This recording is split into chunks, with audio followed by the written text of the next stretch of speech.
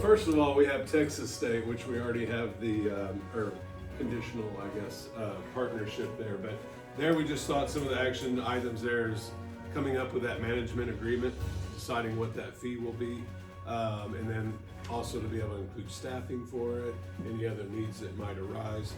The second big item that we had was determining the scholarship structure for foundation scholarships that we give out.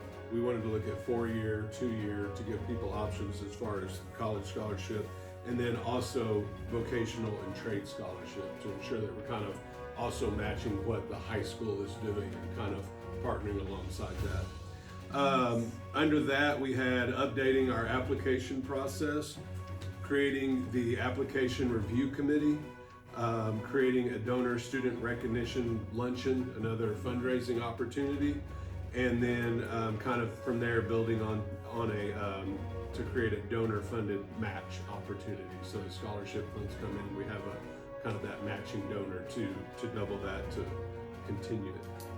And then the third piece was more along the lines of marketing, about how we're doing the scholarship management. So to market that out to the general public so that they're aware that, like, hey, the Chamber Foundation is the ones that are managing all these scholarships and providing this for the community.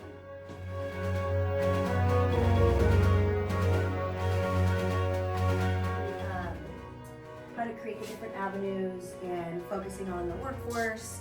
And so I came up with an idea of creating a tiered level job fair that could start as early as elementary schools, so that the kids in the school get used to going to these job fairs. At the lower level, elementary, middle school, would kind of be pretend, not so much emphasis necessarily on where the education's going, but you have a firefighter, you have a realtor, you have a banker, you have the different avenues so that they start getting those ideas in their head. Continue to do that through middle school. Once you get to high school, you can establish a little more like a proper program, possibly then partner with the young professionals, where you have like a big brother, big sister type of mentoring thing, where they can kind of be connected to one specific person, or be, you know, have a child that they're sort of following. And then as those job fairs, those become more real. So you have a proper representative from a vocational school, electrical, HVAC, as well as university, Austin Community College, all the different variations. And then after they graduate the program, which would be 2 years of being in the workforce, then they can go back and they sort of lead the mentorships of the new generation that begins at the elementary and goes all the way up. And then they say, oh, you know, I did this when I was your age and now I'm coming back. So getting the concept of what jobs there are and the ways to achieve them starting elementary.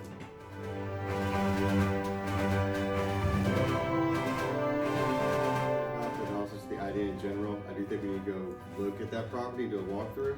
But if that doesn't work out, I think we need to look to owner financed options possibly with the income generating tenants that are already in there. That could be something we start pushing out there.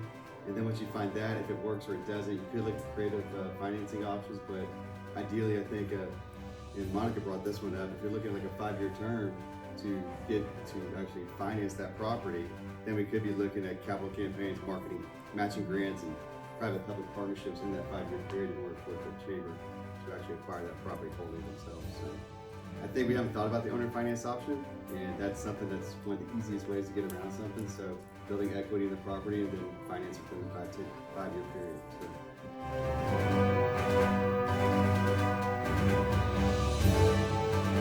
So there's a lot that goes into this one, so we were struggling with narrowing it all down, but kind of where we wanted to start with an action plan is find out if everybody's comfortable with us engaging Texas State on doing some of these scholarships.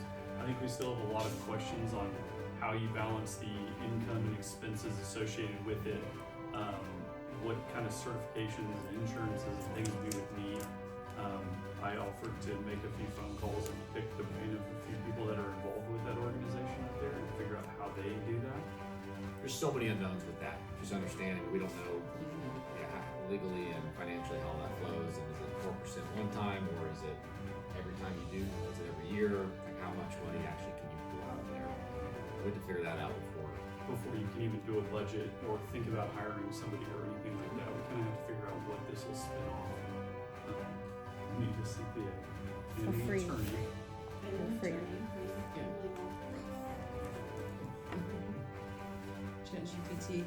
The Eltech state particulars, we need to develop an overall budget, you know, from that template you shared with us. We need an ongoing fundraising plan with the goals that we laid here with today. And then marketing and branding awareness was also on our to-do list. And then we need to have the process and parameters for dealing with the donors and the funds. We need a lot of information under financial planning. Yeah. But initially, the hyping, like Paige said earlier, is, you know, with these scholarships that you guys mentioned, you know, scholarship on behalf of Chuck Nash, on behalf of Probst, will hopefully create some of that buzz and get the word out to the public. Okay, that's a good way to just get it out, I think, initially. It's the Yes. easiest thing we can do. So we think we need to leave today with